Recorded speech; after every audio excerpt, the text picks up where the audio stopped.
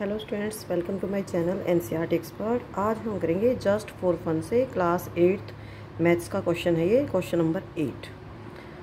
Is it possible to have a right circular cylinder to have volume numerically equal to its curved surface area?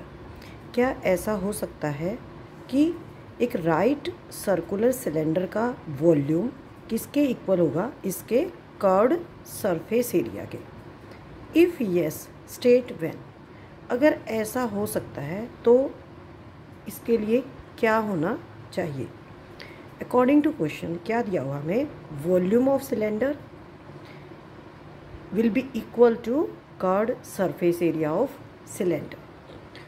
Volume of cylinder इसका formula होता है pi r square H.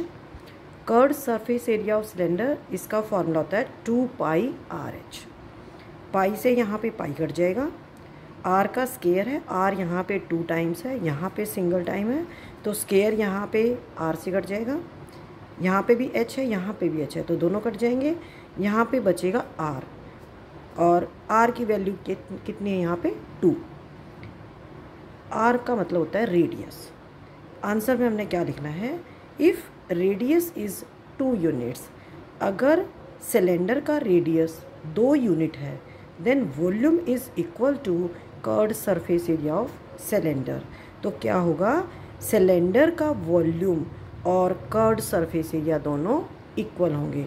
तो इसमें हमने क्या लिखना है? अगर रेडियस 2 यूनिट होगा तो। अब हम करेंगे क्वेश्चन नंबर 9।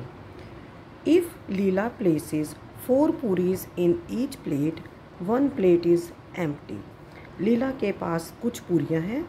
अगर वो हर एक प्लेट में 4-4 पूरी रखेगी तो एक प्लेट खाली रह जाती है, पूरी कम रह जाती हैं अगर वो हर एक प्लेट में 4-4 पूरी रखती है तो।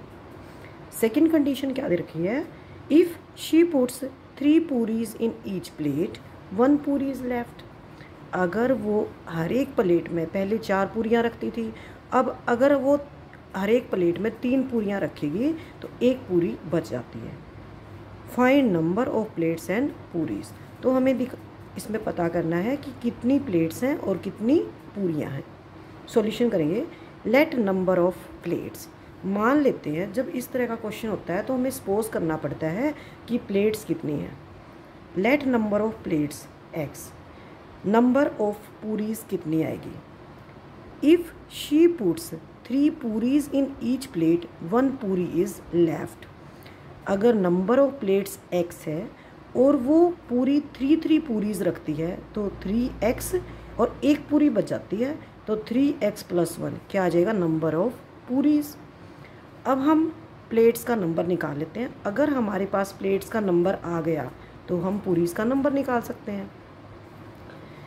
अगर मान लेते हैं कि उसके पास एक प्लेट है, ठीक है, तो पूरियाँ कितनी हैं? x की वैल्यू यहाँ पे 1 है, ठीक है। मान लेते हैं कि x 1 है तो पूरी कितनी है उसके पास? 3 × 1 + 1, 4 पूरियाँ, ठीक है। तो ये रॉन्ग है क्योंकि एक प्लेट बच जाती है, क्योंकि जो फर्स्ट सिचुएशन है उसमें वो 4 पूरीज रख रही है हर एक प्लेट के अंदर और एक प्लेट खाली रह जाती है, तो ये हमारा पॉसिबल नहीं है। मान लेते हैं x की वैल्यू 2 है, ठीक है, x की वैल्यू 2 है, नंबर ऑफ प्लेट्स है 2। अब हम इसके अंदर वैल्यू रखेंगे 3 × 2 + 1, 3 × 2 6 + 1 7। अगर हम 4 पूरीज रखेंगे हर एक प्लेट में तो एक प्लेट में 4 पूरी होंगी और एक प्लेट में 3 पूरी होंगी, तो ये भी हमारा गलत है। Let x = 3।